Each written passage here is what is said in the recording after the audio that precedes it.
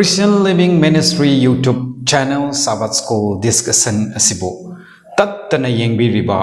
tattana tabiriba nakhoi mayambo amukahanna Prabhu Jishu Christ gi mingda welcome tawjabani Ishorna aikhoibu nungshina chanbiduna loina bire hairaga aikhoigi ahanba quarter 2023 gi asi haukhre aikoi phajjana Sabbath School ase aikoina Sabbath amadagi Sabbath amada adum nainaraga ngasidi first quarter adu loisin khre haujikti amuka 2023 gi second quarter ase ekoi gi mangda leirare ekoi amuka haugadori tha ahum chupna nainagadori second quarter da ekoi na nainagadoba para asigi mamingna three cosmic messages hai three cosmic messages universe taibang malem atya bombada Kwaidagi maru oiba Ishorgi wapau ahum haibagi maramda ekoina nainagadori para asibu ibirakiba ekoi taibang panbada maming yamna chatkraba one of the most popular evangelists in the world Mark Filene ibibani masigi title asigi makha asida ekoi first quarter asigi Sabbath School ase ekoi shumaina nainarga karamba afaba wapau ahum no Ishorna maru oina taibang pan asida piribase haibase ekoi thidok minagadori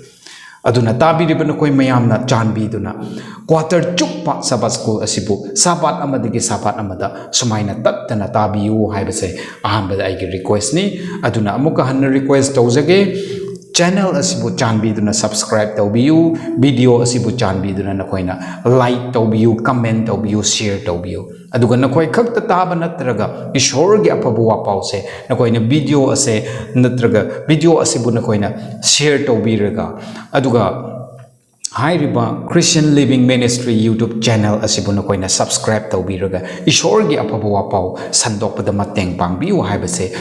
nakoigi maphamda sumaina request asi ahanbada aina thamjaningbani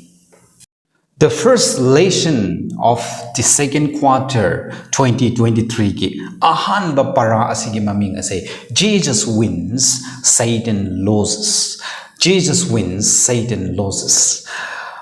Jishu Christana lan ngam khre adubo Satan adudi mighty ba lan ngam daba adu phangkhre haibage matangda ahanba para ase aikhoina ngasi nainagadori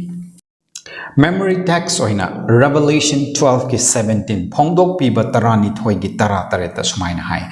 And the dragon was enraged with the woman and he went to make war with the rest of her offspring who keep the commandments of God and have the testimony of Jesus Christ Asumhaina ngasai gi dragon aduna yamna sauraga mai hauna sauraga nupi adubu lan sokna ningai mahakna thokre nupi adugi lem hoba mahaki charon suron mahaki offspring mayam adugi mathakta lan sokna naba thokre karamba mioi singa saitana lan sokna naba thokhibado hairaga masida haibase nupi amasung karamba nupi karamba mahaki charon suron singo hairaga ishorgi yathang sing adubu ngaklaga leiba amasung Jisu Christ gi mingu chetna pairaga leiba sing aduda lan sokna naba dragon aduna Satan aduna thokre haiba Revelation 12 ki verse 17 ado ngasigi memory text oina aikoi gi writer na pibiduna leye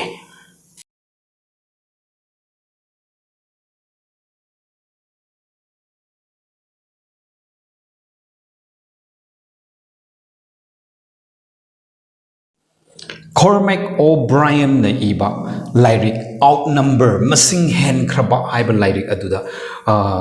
phaja kraba wari yamna angak wari pi de le madugi lyric manungda wari ama sumaina aikoina uba phange madudi karira harga Hannibal singna makoina kramaina langam khibra Carthage ta laiba Hannibal singna kramaina langam khibra matam aduda Rome na taibang pan asibu pairaga Rome gi sason makha da leiringai da Hannibals haiba Carthage ki Hannibal sing na makoi gi lanmi subna tagi 55,000 soldiers lising yang khai manga khak leiba lanmi sing na Roman gi amna khutkan pangan graba lanmi 80,000 lising mariputra hena leiba adugumba lanmi sing bu kramaina langam khibra ꯃꯁꯤꯁꯦ ꯑꯩꯈꯣꯏꯅ ꯁꯨꯃꯥꯏꯅ ꯌꯦꯡꯂꯕꯗꯤ ꯉꯁꯥꯏꯒꯤ 55,000 soldiers ꯑꯗꯨꯒ 80,000 soldiers ꯑꯗꯨꯒ ꯌꯦꯡꯂꯕꯗꯤ ꯃꯈꯣꯏ ꯑꯁꯤꯕꯨ ꯔꯣꯃꯟꯒꯤ ꯁꯤꯕꯥꯏꯁꯤꯡꯅ ꯃꯈꯣꯏꯕꯨ out number ꯑꯣꯏꯈꯤ ꯑꯗꯨꯕꯨ ꯃꯈꯣꯏꯅ ꯀꯔꯝꯍꯥꯏꯅ ꯂꯥꯟ ꯉꯝꯈꯤꯕ꯭ꯔꯥ ꯍꯥꯏꯕꯒꯤ ꯋꯥꯔꯤꯗꯣ ꯑꯩꯈꯣꯏꯅ ꯃꯁꯤꯗ ꯍꯥꯏꯔꯤꯕ ꯂꯥꯏꯔꯤꯛ ꯃꯆꯥ ꯑꯥꯎꯠ ꯅꯝꯕꯔ ꯍꯥꯏꯕ ꯂꯥꯏꯔꯤꯛ ꯑꯗꯨꯗ ꯀꯣꯔꯃꯦꯛ ꯑꯣ'ꯕ꯭ꯔꯥꯏꯌꯟꯅ ꯏꯗꯨꯅ ꯂꯩ ꯑꯗꯨꯒ ꯑꯃꯨꯛꯀ ꯒ꯭ꯔꯤꯛꯀꯤ ꯑꯐꯥꯎꯕ ꯂꯥꯟꯗ ꯐꯥꯎꯕ ꯑꯩꯈꯣꯏꯅ ꯈꯪꯅꯔꯤꯕ ꯑꯂꯦꯛꯖꯦꯟꯗꯔ ꯗ ꯒ꯭ꯔꯦꯠꯅ ꯀꯔꯝꯍꯥꯏꯅ ꯀꯤꯡꯗꯝ ꯑꯣꯐ ꯄꯔꯁꯤꯌꯥ ꯑꯁꯤꯕꯨ ꯂꯥꯟ ꯉꯝꯈꯤꯕ꯭ꯔꯥ ꯍꯥꯏꯕꯒꯤ ꯋꯥꯔꯤ ꯑꯗꯨꯁꯨ ꯑꯩꯈꯣꯏꯅ ꯃꯗꯨꯗ ꯑꯗꯨꯃꯥꯏꯅ ꯎꯔꯒ ꯂꯩ ꯑꯁꯨꯃꯥꯏꯅ ꯄꯣꯜꯅ ꯑꯩꯈꯣꯏꯕꯨ ꯑꯁꯨꯃꯥꯏꯅ ꯋꯥꯔꯅꯤꯡ ꯇꯧꯕꯤꯌꯦ ꯏꯆꯤꯟ ꯏꯅꯥꯎꯁꯤꯡ ꯑꯩꯈꯣꯏꯅ Ephesians chapter 6 ꯒꯤ verse 12 ꯑꯗꯨꯗꯤ ꯌꯦꯡꯂꯕꯗꯤ ꯀꯔꯤ ꯍꯥꯏ Our struggle is not against the flesh and blood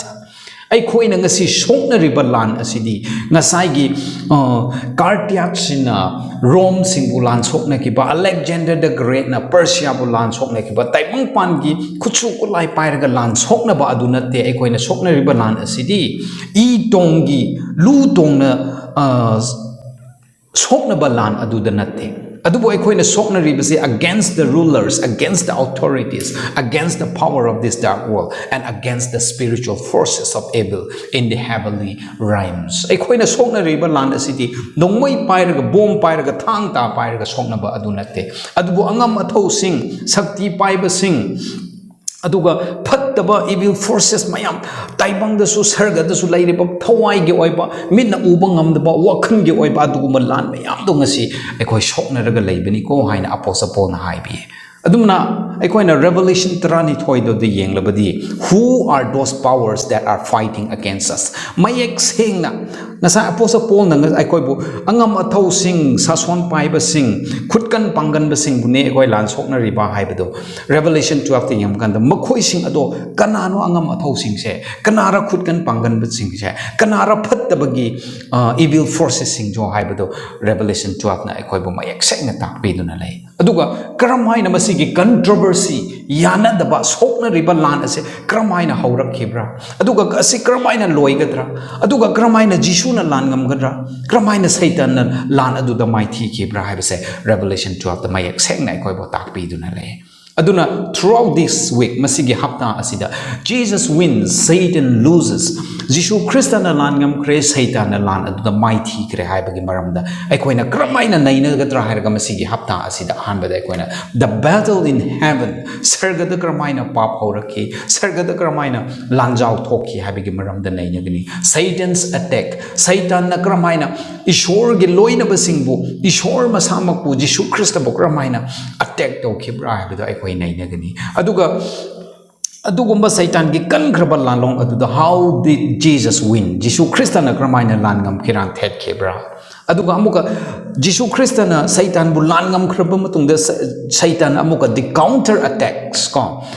ꯖꯤꯁꯨꯕꯨ ꯂꯥꯟ ꯇꯧꯕ ꯁꯣꯛꯅꯕꯗꯨ ꯉꯝꯗ꯭ꯔꯦ ꯍꯥꯏꯕꯒꯤ ꯃꯔꯝꯗ ꯀꯅꯥꯕꯨ ꯃꯥ ꯑꯃꯨꯛꯀ ꯂꯥꯟ ꯇꯧꯔꯒ ꯃꯥꯡꯍꯟꯅꯤꯡꯉꯥꯏ ꯍꯣꯠꯅꯈꯤꯕ꯭ꯔꯥ ꯑꯗꯨꯒ the remnant is attacked ꯂꯦꯝꯍꯧꯔꯤꯕ ꯈꯥꯛꯍꯧꯔꯤꯕ ꯏꯁꯣꯔꯒꯤ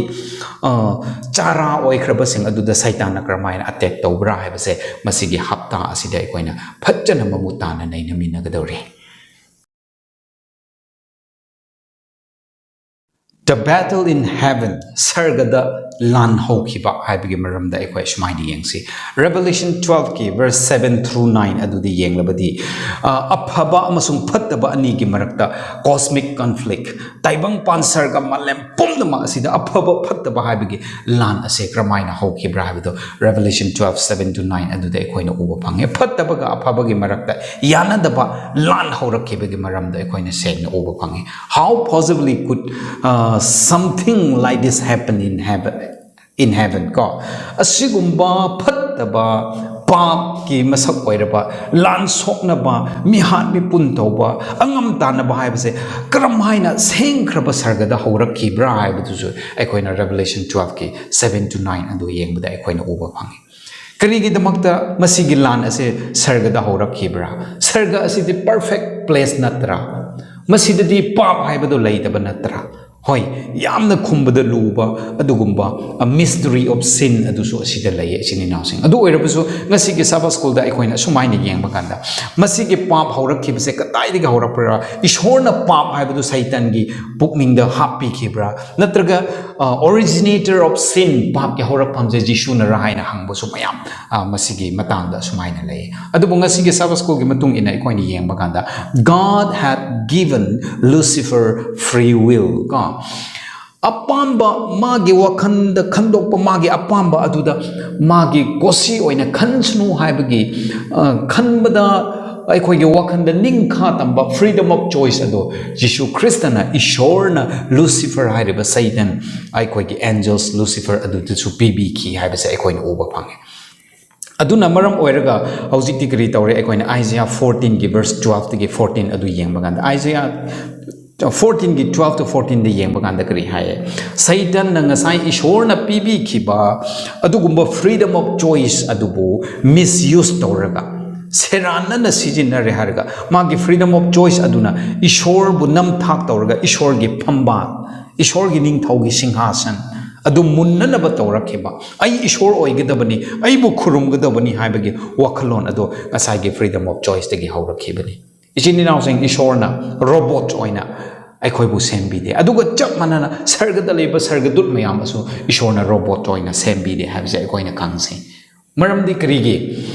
aikhoigi wakhal dagi aikhoigi pukning dagi isana pamjana tholaga ishor bu nungsibudo ishorna pambani adubu aikhoibu robot kumna nang asi ishor bu nungsigadabani haina freedom of choice adu thamdraga aikhoingonda madugi wakhan adu pura happy khrabdi ishor ase robot sembaga chap managa dawribani aduna aikhoina ishor bu nungsibusu ngasai gi aikhoigi wakhal dagi thokpa natrapa adubu hanna install tawraga thamlaga laikiba pot adudagi adum nungsibadu oigedoriba adu oiribidi aikhoigi wakhalna tasengna ma ishor bu nungsi haibade aikoi khangma ngamloi adugi damangna ishorna freedom of choice adu pibiki madugi freedom of choice to wrong use hek tawba matamda Satan na pap adu ta ki haibse aikhoina ui War in heaven aikhoina Revelation 12 ta yeng baganda sargada lan hokre Michael amasung maki angel sing Michael haibse Jesu Christani amasung maki sargadut sing aduga amuka dragon ngasai gi phattaba Satan Lucifer amasung maki sargadut sing maki dut sing aduga sargada lan chaw achauba thokre phamunna khre haibda aikhoina loina khangi aduna hojikti Satan amasung maki dut sing adubu lan adu ishorna lan ngamle harga nang na pap tawbani nang sargada laibi aroi haina sargada gi tanthokhi haibdu aikhoina Revelation 12 ki 7 to 9 aduda uba phangi aduna ishini now sing masida aikhoina khangadabase there were no neutral angels sargadut sing adu su aina ngsa hai khibagumna neutral oiba aidi ishor gi tungsu illoi Satan gi tungsu illoi haina mayai da leiba sargadut amata su laikine kana kana oirabusu ishor gi site lepa ama natraga Satan gi Lucifer gi site lepa ama Michael gi matung inba ama dragon gi matung inba ama haibado aikhoina thop ki habse ui aikhoina Luke 11 gi 23 adu ju yengba kanda aikhoina masise sumaina ta sengna uba phange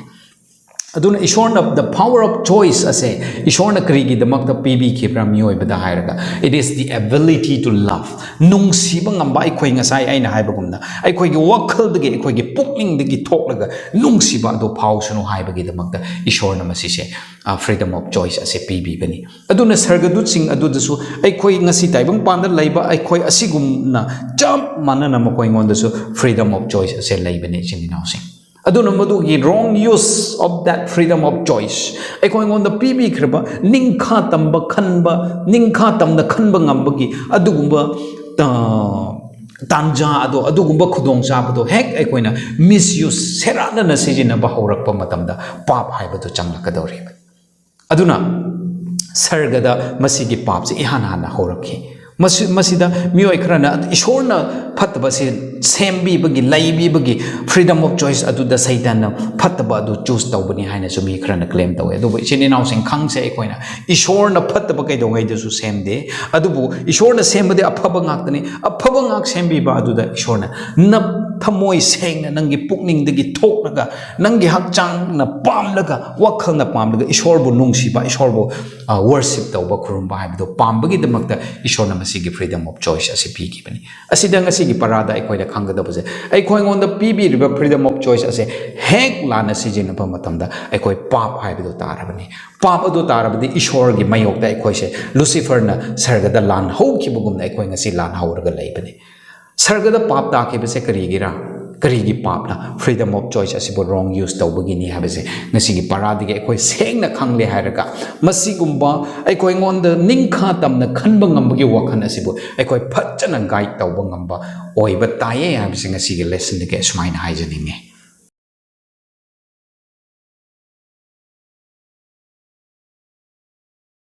Matangda Satan's attack or Satan's attack as I in Revelation 12 verse 1 through 5 amsung verse 9 aduda parade ekoina ubuni Satan na karmaina mahaki lanlong mahaki lan ge attack asi tawkhibra ko ekoina Revelation 12 ki 4 da paba kanda kri hai and the dragon stood before the woman who was ready to give birth to devour her child as soon as it was born hai ngasai gi phattaba dragon adugumba sa Satan aduna nupi adugi mamang da lebraga nupi aduna angang adu pokpadu ngairaga leire angang adu hek poklaga madubu devour chat thok ningai muthan ningai hat tok ningai hairaga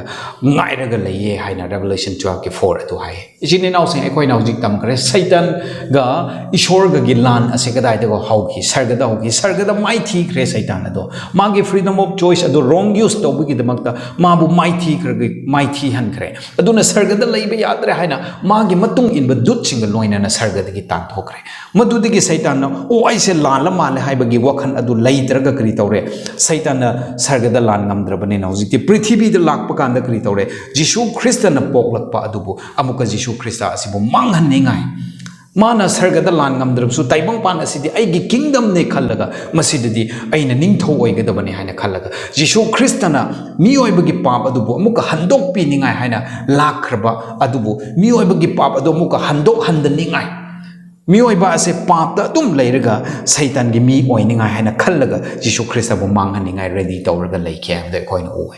dragon hairi bese kanabura ko Revelation 12 ki 9 da aduga musu verse 4 da paba kanda Satan bune haibse koina uba phange masi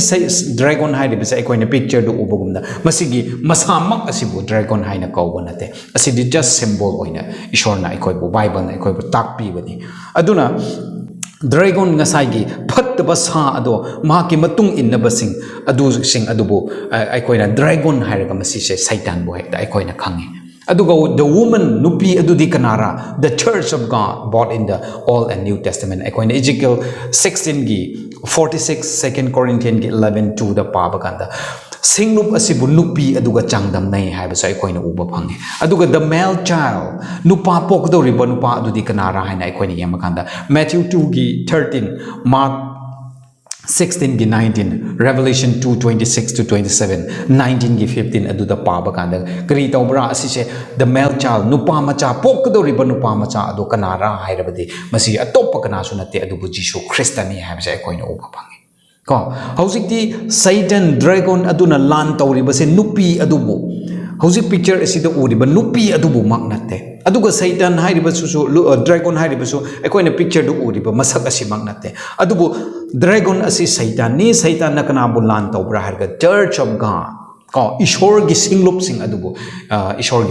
adubu Satan attack tawgadori bane aduna ishor gi singlup sing adudigi ishor khangba miyoi dagi Jishu Christa poklak kadaba do adubu mana attack tawna nabagi damakta haina sem saraga laiki habse ekoina uba aduna ichini nausing Satan gi lanlong ase mathang sargada lan ngamdre prithibhi da kumlakre prithibhi da mi mayam bu if da gi hauraga madudigi kumtharapa mayam bu pap na thanhan kre pap loina tawhan kre magi party loina oihan kre ishor da mi oiba bu nungsibagi damakta Satan na lan ngam khigdo bodo ekoi pap ki maram na sigdo bodo adugi muta o mi oiba se mang ki gdore ayamuka kanbi ge haina mi oiba bu pap gi handok pinana ba lakhiba adugumba angang adugumba ishor Jishu Christa adubu manghaningai habse Satan gi another attack oina amuka changki habda ekoina uba phange aduna masigi paradi ge akoina lausin ga da badi karira satan gi lalong ase lepanai de echini nausing amada mighty khrabadi amada mathang amukama na attack tawra e habse akoina uba pangi nesa pasada ngaubasing nesa da ai satan gi khutta turoi haina nang phajana nesa sadraga chaba thakpada nang yamna faithful oina leijarabasu another way atopa amada nang gi weak point ama yenglaga amasung satan na nang bu tuhanba ngamgadaba ama amug yenga satan da target ase hack tawbani aduna satan gi attack ase krira ahan bada sargada mana ishor gi singhasan adu munningai tawki madu ngamdre ishor na mabu sargada gi tan thokre ma tumin leite o ai soi kre haide pukning honglapu yu wakal leite taibang panda kumle mi mayambu pap tan kre mi mayambu magi mi oi kraba matungde ishorna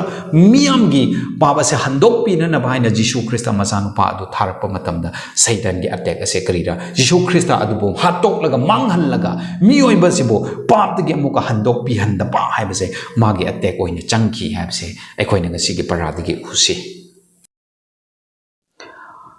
Jesus wins. The winners. Lan ngamba si kanara. Revelation 12 verse 10 amasung 11 da akoina amuka yengse. Haujik ti sargada lan adu haugre lan ngamdre mabu tan thokre prithvi da amuka kumme mi mayambu pap tau halle aduga loina mi mayambu amuka pap tigi handok pininga haina lakraba Jisu Krista adubu mahna amuka hatok ningai madubu amuka manghan ningai habse magi attack oina satan na changki adubu kanana lan ngamki who is the winners kanano lan ngamki bdo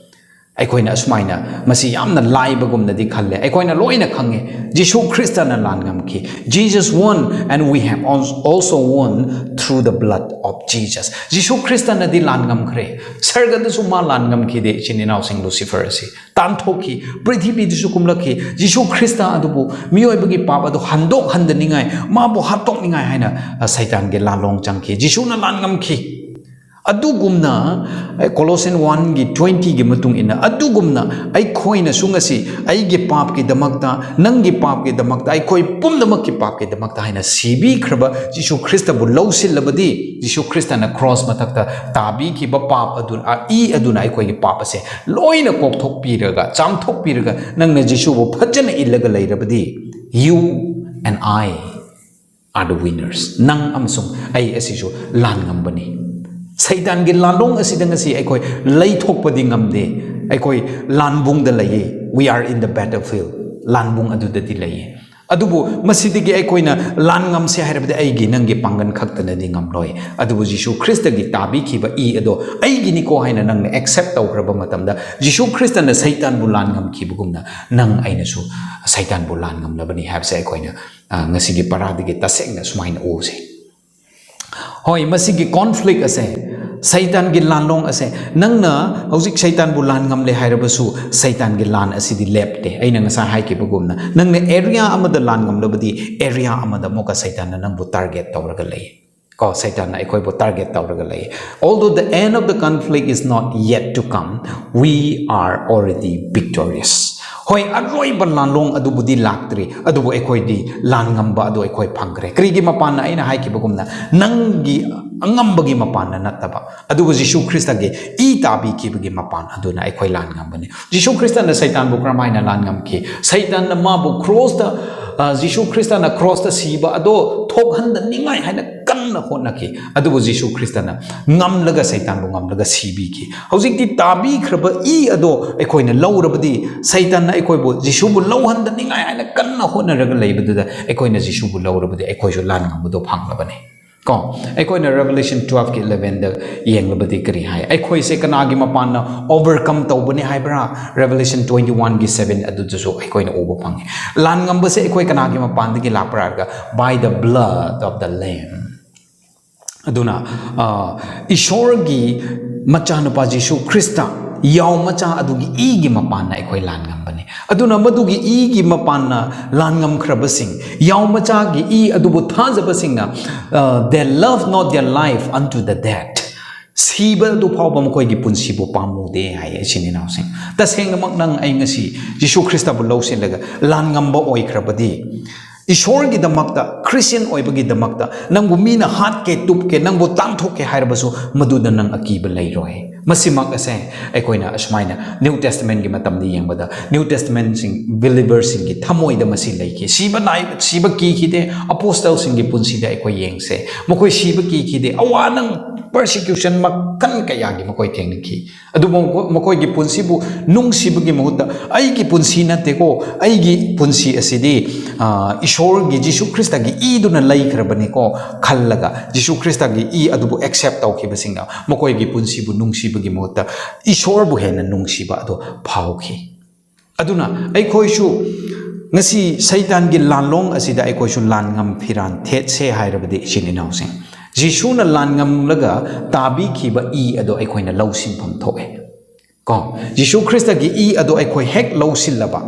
Jisu Christ bu nangi personal savior ne habse nang jet a low kraba adu oirabadi lan ngam ba haibada victory ada ai khoi oirabani winner haibada ai khoi oirabani ai khoi gi mapan na kari sunate ai nang sa hai gi bom da muka hanjin haibani maramdi masina masisini lesson na ai khoi bo ro aina khangan ning ni badi ishorna lan ngam khre Jisu Christ na Satan bu lan ngam khre nang su ai su lan ngam ge haibadi Jisu Christ gi I adu darkar oibani akhoi ni khaktaradi ngamloi sokna riba lanse ngasa akhoi na memory verse ta pabagumna thang ta pairaga nongmai tok pairaga akhoi sokna balan nate akhoi ge pangal na sokna biya balan nate adubo spiritual war ne asidi thamoi gi thawai gi lalong ne wakhal gi lalong ne masida pangan thokna sokna biya dabagi maramna masigi wakhan sinadi nangi wakhan sinadi adugi matik angamba haibada aikoi da lai tabaki maramna aikoi kana darkar laibra Jisu Christ gi I ado aikoi darkar lai madugi mapana aikoi lan ngambani Jisu Christ gi I ado bu lawrabadi aikoi lan ngambani aduna kana oiraba sungasi nangi aphabagi mapana nangi ahaibagi mapana nangi dharma chenbagi mapana taibang panda thoklipa thawai gi oiba lan ase nang ngamgani khalabadi I am very sorry ko aikoi mai thiba soidana phangani adubu Jisu Christ bu lawsilaga Jisu Christ gi I adubu nangi punsida lawsilaga cheta nangna ko laga leirabadi the victory is yours you are the winner lan ngamba haibado nangi oi karbani nangna angamba haibado oigani haibase ngasigi lesson gi aikoi khangsi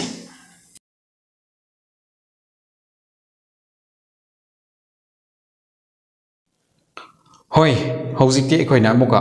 Satan counter attacks ado aikoi ni yengse Revelation 12 ki verse 6 amasung verse 12 ki 16 phawda aikoi na amuk teng yengse Satan na kramaina counter attack taw khibra ko Satan na kramaina counter attack taw khibra sargadas Satan na lan ho khre ishor gi singhasan phambal munningai hona khre ma bu worship to honingai hona khre ma mai thire ishor na ma bu sargada laibe yadre haina tang thokre prithvi da muka kumme aduga Jisu Christ na mi mayam gi papa sibu handok piningai lakpa adubu muka mana muthatningai haina mana attack to khre Satan Jisu Christ abu mi oiba papa adubu handok handaningai haina kanna Jisu Christ abu manghaningai hona khre ma lan ngam khidre adu Jisu Christ na cross ta sibirga I tabirga mioi pomdama ki papa do mana copy khre ma amuka mai thi khre Jisu Christ na lan ngam khre Jisu Christ na lan ngam khiba I adu lawrabadi ai khoi su lan ngam gani habise hauji ke para adu de khoi uba phangre ta sengna mak Christian oikrabasing Satan dagi aikoi lan ngam krabani adu oirabadi mana Jisu busu ishor busu ngamdre Jisu Christ busu taibang panda ngamdre adu oridi magi counter attack sekrira kramaina Satan gi lanlong ase amuka chathabra asa hai gi bugumna magi lanlong se amada mai thiraga ma tumin leite isin inausing mazi yamna jealous oiba kalakpa yamna handaba ko magi wakhanda mana khankhibado yodaba yade haibado madu yodri phau soba adugumba ninghanaba leitaba adugumba mi amani Lucifer ase aduna mana hojikti Jisu Christ bu hat ker su ngamdre ishor gi singasal adu pham ge har su ngamdre adu ri magi counter attack se kramaina amuka tawbra haibda khoi yengse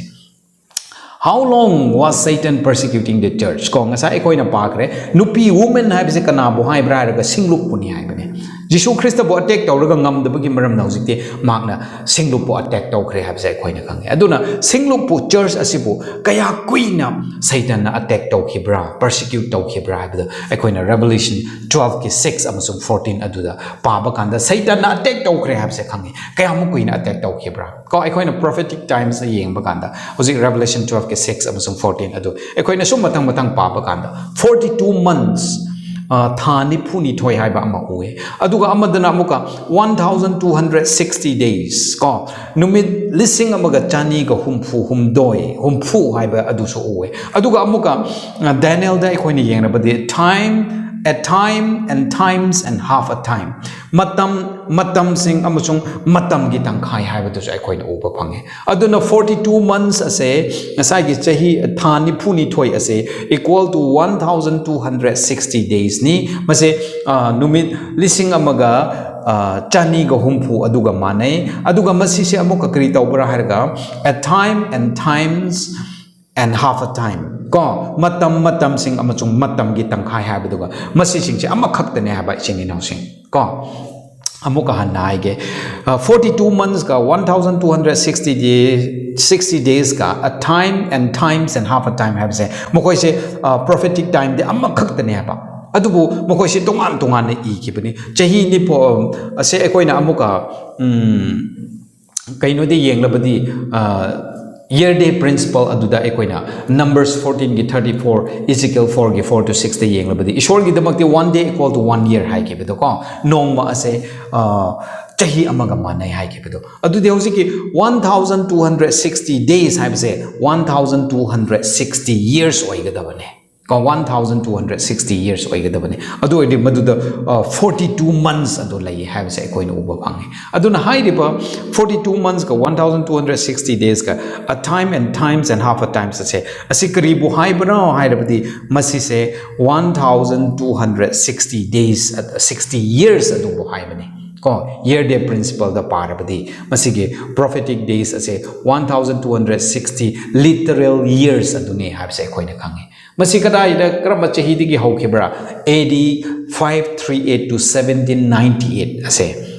538 AD to 1798 AD asigi chahi manung se masigi marak sida kari laibra ka chahi kya ra hairabadi 1260 years adu lairabani aduna wa hauji 538 AD to 1798 asida kri thodok thokebra ai khoina lairik paba singna loina khange masi se it is the period of dark ages aduga French revolution yaurakeba ko masim batam je ai khoina middle age haina su khangna ba dark ages Rome gi pagan amasung papal Rome na combine tawraga matam aduda laiba atopa jat singbu natraga Rome gi sason makhada ban tawdaba makai ko Caesar bu khurum daba makai Jesus Christ bu lawsiliba makai bu hatokhiba dark ages the Christians bu persecute tawkhibdo ekoin uba phange masida aina haining budi krira Satan na ngasai ishor gi singhasan munle ngamdre Jesus Christ bu target tawi ngamdre Jesus Christ bu pokhan dana bu honare ngamdre Jesus Christ na lan ngamlaga cross mathakta sibi raga miyoy bagi pap copy khre aduna hauji ki magi counter attack che krira miyoy pumna makpu ishor na pap adu copy khrabanina Jesus Christ budi ma lan ngamra roi habise khangbagina magi counter attack che kana bo tawre hauji the church the woman aduda counter attack che tawbane ko nupi aduda nupi asidi kanara singlup aduda mana counter attack che tawraga dark ages matamda Jesus Christ bu lawsin ba makhai bu Roman singna Rome gi sipai singna Jews gi million more than 6 million henna hat khibagi wori adu ekhoina taba phange ko million kaya makoina Christian simbu persecute tawki matam kaya changki kayam kuina tawkibra the women in the wilderness nupi ado wilderness ta kaya kuina lord kibra chahi listing amaga chani ga humpu ase lord ki habse koina uba phange Satan gi counter attack se adumuk chathaki habse koina uba phange ko 538 to 1798 asida koina dark ages ki wari adu pabaga the 1798 da French Revolution atusu yausilaga French ki general Napoleon na maki army captain Berthier bu Rome da thare haraga Pope Pius VI adubu pharaga matam adu da mabu exile da France da puraklaga madu matam adu loihanki persecution as a 1798 the French Revolution the Napoleon ge general army general Berthier na pharaga masigi sason ase loihan khibane aduna ngasi gi parada ekoina khangadabde Satan gi counter attack ase kaya kuina taukhibra singlup aduna nupi aduna wilderness ta kaya kuina lord khibra singlup aduna kaya kuina ishor gi mingi damakta ngasai ge awa sai theng adu khang khibra habradi chahi lising amaga chani humpu khang khi habse ekhoina uba phange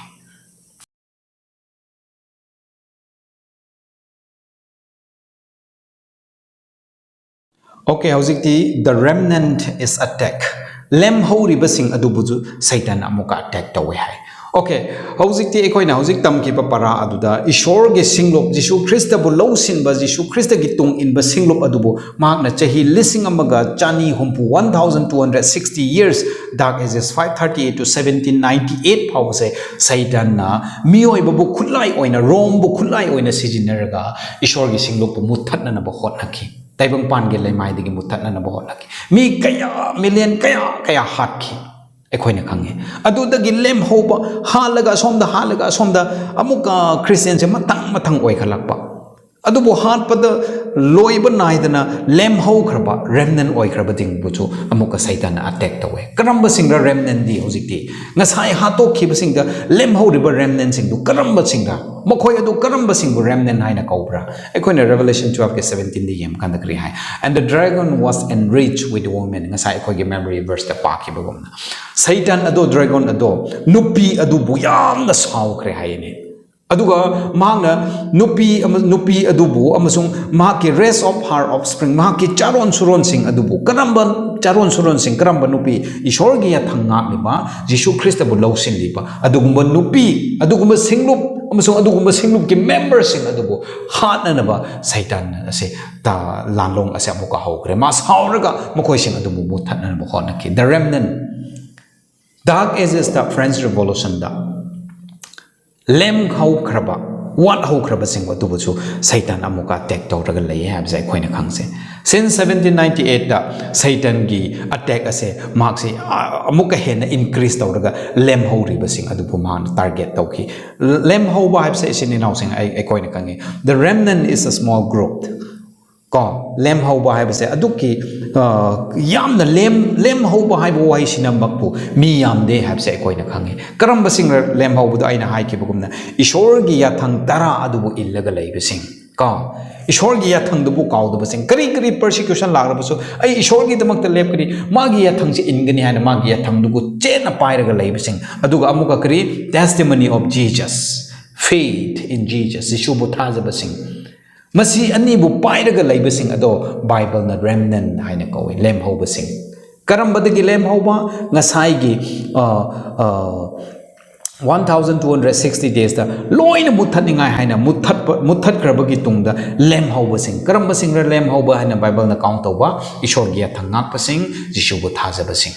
adugumba sing adubu satan gi attack ase kanna chatharaga lei habsing ase koina uba phange adubu good news aikoi gi damakta laibak phabde karira in jesus by jesus through jesus and because of jesus our victory is secure adubu aikoi krish warning ai leite jisu christa gi mapan dagi amasung jisu christa na maram oiraga aikoi gi lan ngamba haiba adudi secure oikre lengdabane ko aduna masida khangadabadi satan gi attack ase amadagi amada one after another matang thorarga sargada mana ishwar oina paningai honare ngamdre taibang panda jisu christ bo mi gi macha oina mary gi puknung da pok handaningai kanna honare ngamdre cross the siraga mi obgi pap kok pi na baina ma kanna honare ngamdre ko aduna hojiki amuka singlup singbu mana hatlaga yenge ishwar gi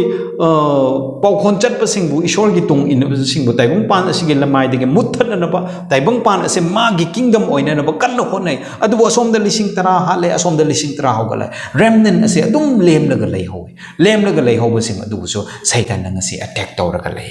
adubu laibak phabdi o satan ge attack ase loiba naide haina ekoi kiraga leiningai nate karigumba nang na jisu bo ta sengna losilaba jisu gi mingbu nang chena konselaba jisu christian nang gi damakta tabi khiba e adugi artha khangna nang hinglaba our victory is secure ekoi gi lan ngamba sarga changba haibse subchoi dabane haibse ekoi na kaw komse Jishu Krista na lan ngam ki Satan lan da mai thi ki nang ai shu ngasi Jishu Krista gi tung ilabadi Jishu Krista gi I ado ekhoi lo sil labadi Jishu Krista na hai ba ilabadi ma ki ya thang adu ngak laga leirabadi Jishu Krista bu nang gi ishor ne aina lawraga leirabadi lan ngam ba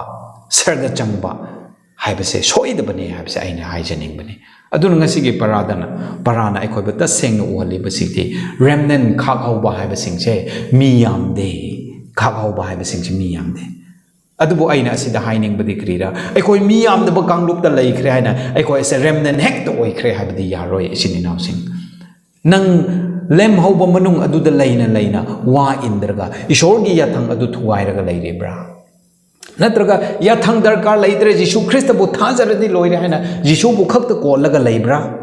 aduga amuka Jishu di darkar leite yathang adu phajana inba ki mapana I sarga chagada bane hana nang yathang adu bu ko laga leibra extreme da leibra extreme side da Jishu bu khak ta paiba yathang bu khak ta paiba adu leibra adu oirabadi ekoi da soiba lei lan ngam loi ekoi Satan gi lanlong asida ekoi soidana mai thi gadori Satan gi lanlong asida ekoi lan ngam phiran the che hairabadi yathang adu bu su illo Jishu Krista adu bu su thajau haining badi krira Jishu Krista bu thajarabadi nang yathang adu soidana nang ingeni isini nausing so keeping the commandments of God is the fruit of having faith in Jesus ko yathang ngak pangak pa hai base nang ni yathang bu ngak laga Jishu bu thajagadaba nate isini nausing adugu nang ni Jishu Krista bu thajaba kanda nang yathang adu automatically nang ngakani Maram di John 14:15 if you love me give my commandment nang ai bu nung siradi ai gi yathang ase nga ai gi ishor na hai base if you keep my commandment you will love me hai de ai koina han ne yathang adu nga laga ishor bu nung sigada banate isin naw sing adu ai koina yathang I mean Jishu Krista adu bu nung siraba kanda ai koi yathang adu nga kadori bani aduna Satan ngasi remnant singbu attack tawraga laye remnant hai base kanara hai bado ekoi phajana khangdok se nang ai remnant gi marakta leina na ba oise maramdi remnant oi khraba sing ado Satan na kanna attack tawrabasu makoi adudigi victory ase secure oye hai base ngasi gi parana tambiraga laye Hojik ki conclusion da aina haineng base ngasi gi hapta asida ekoina first lesson asida ekoina nainari bise ekoi gi focus sekrira great controversy between good and evil ne down through centuries ka ekoina sarga dagi hauraga just taibang pana asida century dagi century amada aphaba amasung phattaba Ishor amasung Satan ani gi marakta lalong chatakhiba gi maramda ekoina ngasi gi hapta asida ekoina ina duna leibani Revelation 12 adu aikoina Revelation 13 thoi asida aikoina masigi lanlong ase episode mari thokna ko kari haigadra ase saruk mari thokna Satan gi lanlong chathakibado afaba phatba khaidokpagi lanlong mari saruk mari adu gi maramda aikoina uba pange ahan bada kari Lucifer's rebellion in heaven Lucifer na mangasai ishor na pibi ki ba freedom of choice adu ba misuse tawraga sarga da lan hau ki ba adu Revelation 12 na ekoi bu utpiraga le ngasi ekoi na tam kare aduga mathang da muka his attempt to destroy the infant Jesus angang oina mioi pok oina pok lakada ba Jisu pikra ba Jisu adu bu hatok ningai madu bu pok handa ningai ma ki target asi chamki ahum subada his attack on God's people during the Middle Age ko Middle Age dark ages ki manung aduda Jisu Krista bu mana hat pangam da bagi maramna maki tung iliba maki singlup sing adubu amuka hatok ningai madubu mangan ningai hena Satan gi attack ase chatharaki Mari Shubda his final attack on God's remnant people in the last days madudigi amuka loidraga akon ba matamda ishor gi lem hauba singlup ya thangak pa Jisu bu losinba adugumba singlup adugumba church adugumba members sing adubu Satan gi attack ase chathaduna lai have se koina uba phange in each of these conflicts haide ba saruk mari thokpa Satan phatbada chingna ba Jisu na Fabada Jingna Bahaiba Lanlong assisting Asida Equina Sumaini Yamaganda Christ is revealed as our victorious Lord. Sargadasu Prithibi Su Ishorn Adum Langam Ki Habsa Equina Uba Pange. God, our triumphant Redeemer and our mighty conqueror. Ma ase ekoi gilangamba mapuni, ma ase ekoi bu amuka papti ge handok piba mapuni a mighty conqueror. Ko yamna angamba adugumba sakti leiba. ꯑꯗꯨꯒꯨꯝꯕ ꯏꯁꯣꯔꯅꯤ ꯍꯥꯏꯕꯁꯦ ꯑꯗꯨꯒꯨꯝꯕ ꯖꯤꯁꯨ ꯈ꯭ꯔꯤꯁꯇꯅꯤ ꯍꯥꯏꯕꯁꯦ ꯉꯁꯤꯒꯤ ꯄꯔꯥꯅ ꯑꯩꯈꯣꯏꯕꯨ ꯃꯌꯦꯛ ꯁꯦꯡꯅ ꯎꯠꯄꯤꯔꯒ ꯂꯩ ꯑꯗꯨ ꯑꯣꯏꯔꯕꯗꯤ ꯑꯩꯈꯣꯏ ꯀꯔꯤꯁꯨ ꯋꯥꯅꯤꯡꯉꯥꯏ ꯂꯩꯇꯦ ꯁꯩꯇꯥꯟꯒꯤ ꯂꯥꯟꯂꯣꯡ ꯑꯁꯦ ꯃꯊꯪ ꯊꯣꯔꯛꯑꯒ ꯔꯦꯚꯦꯂꯦꯁꯟ 12ꯗ ꯃꯥꯒꯤ ꯂꯥꯟꯂꯣꯡ ꯃꯔꯤ ꯊꯣꯛꯅ ꯊꯣꯛꯈꯤꯕ ꯁꯔꯒꯗ ꯍꯧꯕ ꯇꯥꯏꯕꯪꯄꯥꯟꯗ ꯀꯨꯝꯊꯔꯛꯄ ꯖꯤꯁꯨꯕꯨ ꯂꯥꯛꯍꯟꯗꯅꯤꯡꯉꯥꯏ ꯍꯣꯠꯅꯕ ꯖꯤꯁꯨꯕꯨ ꯈ꯭ꯔꯣꯁꯇ ꯁꯤꯍꯟꯗꯅꯤꯡꯉꯥꯏ ꯍꯣꯠꯅꯕ ꯑꯗꯨꯗꯒꯤ ꯄꯦꯟꯗ꯭ꯔꯒ ꯃꯍꯥꯛꯀꯤ ꯁꯤꯡꯂꯨꯞꯁꯤꯡꯕꯨ ꯃꯨꯠꯊꯠꯅꯤꯡꯉꯥꯏ ꯍꯣꯠꯅꯕ ꯑꯗꯨꯁꯨ ꯉꯝꯗ꯭ꯔꯒ ꯂꯦꯝꯍꯧꯕ ꯁꯤꯡꯂꯨꯞꯁꯤꯡ ꯑꯗꯣ ꯖꯤꯁꯨ ꯈ꯭ꯔꯤꯁꯇꯒꯤ ꯌꯥꯊꯪ ꯉꯥꯛꯄ ꯃꯍꯥꯛꯄꯨ ꯖꯤꯁു ꯈ꯭ꯔꯤꯁꯇꯕꯨ ꯂꯧꯁꯤꯟꯕ ꯂꯦꯝꯍꯧꯕ ꯄꯤꯛꯈ꯭ꯔꯕꯁꯤꯡ ꯑꯗꯨꯕꯨꯁꯨ ꯃꯨꯠꯊꯠꯅꯤꯡꯉꯥꯏ ꯍꯣꯠꯅꯔꯤꯕ ꯂꯥꯟꯂꯣꯡ ꯄꯨꯝꯅꯃꯛ ꯑꯁꯤꯒꯤ ꯃꯔꯛꯇ ꯖꯤꯁꯨ ꯈ꯭ꯔꯤꯁꯇꯅ ꯃꯇꯝ ꯄꯨꯝꯅꯃꯛꯇ ꯂꯥꯟꯉꯝ ꯐꯤꯔꯥꯟ ꯊꯦꯠꯈꯤ ꯍꯥꯏꯕꯁꯦ ꯑꯩꯈꯣꯏꯅ ꯎꯏ ꯑꯗꯨꯅ ꯑꯩꯈꯣꯏꯁꯨ ꯃꯗꯨꯒꯤ ꯂꯥꯟꯉꯝ ꯐꯤꯔꯥꯟ ꯊꯦꯠꯄꯒꯤ ꯃꯈꯥ ꯑꯗꯨꯗ ꯆꯪꯁꯦ ꯍꯥꯏꯔꯕꯗꯤ ꯑꯩꯈꯣꯏꯒꯤ ꯊꯧꯗꯥꯡꯗꯤ ꯀꯔꯤꯅꯣ ꯏꯆꯤꯟ ꯏꯅꯥꯎꯁꯤꯡ ꯖꯤꯁꯨ ꯈ꯭ꯔꯤꯁꯇꯒꯤ ꯏ ꯑꯗꯣ ꯑꯩꯈꯣꯏ ꯂꯧꯁꯤꯟꯕ ꯗꯔꯀꯥꯔ ꯂꯩꯌꯦ ꯖꯤꯁꯨ ꯈ꯭ꯔꯤꯁꯇꯅ ꯑꯩꯈꯣꯏꯕꯨ ꯍꯟꯗꯣꯛꯄꯤꯒꯅꯤ ꯍꯥꯏꯅ ꯇꯥꯕꯤꯈꯤꯕ ꯏ ꯑꯗꯨꯒꯤ ꯃꯃꯜ ꯈꯪꯅ ꯃꯗꯨꯒꯤ ꯑꯔꯊ ꯈꯪꯅ ꯑꯩꯈꯣꯏ ꯍꯤꯡꯕ ꯇꯥꯏ ꯑꯗꯨ ꯑꯣꯏꯔꯕꯗꯤ ꯉꯁꯤꯒꯤ ꯂꯦꯁꯟꯗ ꯍꯥꯏꯈꯤꯕꯒꯨꯝꯅ ꯖꯤꯖꯁ ꯋꯤꯟ ꯁꯩꯇꯟ ꯂꯨꯖꯦꯁ ꯖꯤꯁꯨ ꯈ꯭ꯔꯤꯁꯇꯅ ꯂꯥꯟ ꯉꯝꯈ꯭ꯔꯦ ꯁꯩꯇꯥꯟ ꯃꯥꯏꯊꯤꯈ꯭ꯔꯦ ꯍꯥꯏꯕꯒꯨꯝꯅ ꯑꯩꯈꯣꯏꯁꯨ ꯇꯥꯏꯕꯪꯄꯥꯟ ꯑꯁꯤꯗ ꯖꯤꯁꯨ ꯈ꯭ꯔꯤꯁꯇꯅ ꯂꯥꯟ ꯉꯝ ꯐꯤꯔꯥꯟ ꯊꯦꯠꯈꯤꯕꯒꯨꯝꯅ ꯑꯩꯈꯣꯏꯁꯨ ꯊꯦꯠꯀꯅꯤ ꯊ꯭ꯔꯨ ꯍꯨꯝ ꯖꯤꯁꯨ ꯈ꯭ꯔꯤꯁꯇꯒꯤ ꯃꯄꯥꯟꯅ ꯖꯤꯁꯨ ꯈ꯭ꯔꯤꯁꯇꯒꯤ ꯏ ꯑꯗꯨꯒꯤ ꯃꯄꯥꯟꯅ ꯑꯩꯈꯣꯏ ꯉꯝꯒꯗꯧꯔꯤꯕꯅꯤ ꯑꯗꯨꯅ ꯉꯁꯤꯒꯤ ꯄꯔꯥ ꯑꯁꯤꯗ ꯑꯩꯈꯣꯏꯅ ꯃꯔꯨ ꯑꯣꯏꯅ ꯃꯁꯤꯒꯤ ꯍꯞꯇꯥꯗ ꯈꯪꯒꯗꯕꯗꯤ ꯀꯔꯤꯔꯥ despite Satan's vicious attacks on God's people and his attempt to destroy them Jesus wins and Satan loses kari oirabusu lalong pumnamakta Satanna Jisu Christabu ishorbu muthatningai hattokningai kanna honarabusu Jisu Christana langam ki Satan adu mighty ki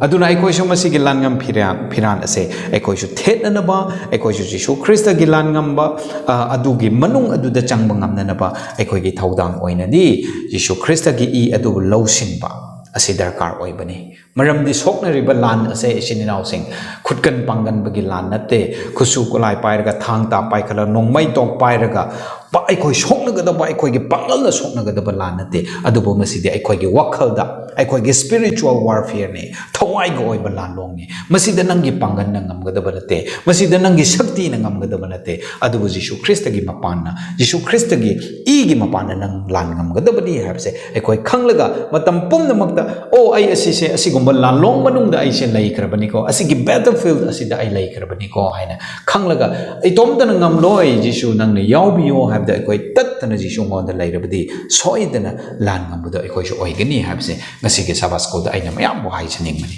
tabi krabana koi mayam bo isona thoi dok hendok por adu pina bire harga Jisu Christana aikoi gi damakta tabi khiba i adugi artha khangna madubu lawsilaga hingba asina Jisu Christaga lan ngamba kangbu aduda Satan gi lalong asibu aikoi khanglaga masibu mayok na bada lan theng na bada angamba ama oina na ba Jisu Christana ishorna aikoi pumna makta bor pibi badu oirasino mathangi hapta da aikoi umuka anoba paraga unase tabi kraba mayam monda ishorgi bor pibi bo oishano amen